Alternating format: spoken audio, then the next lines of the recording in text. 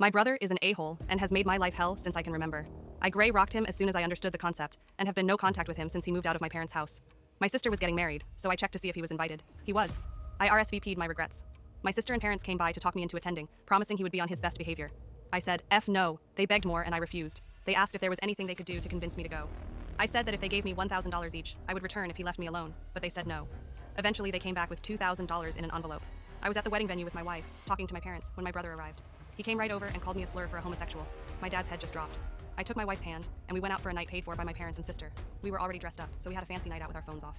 My parents and sister are furious at my brother. He is mad because my dad told him he is a child who can't control himself.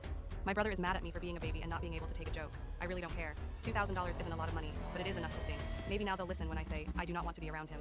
My mom, however, is mad at me for taking the money. She seems to think I was being paid to put up with his abuse. I've tried explaining that it was more of a bond on his behavior, but she won't listen.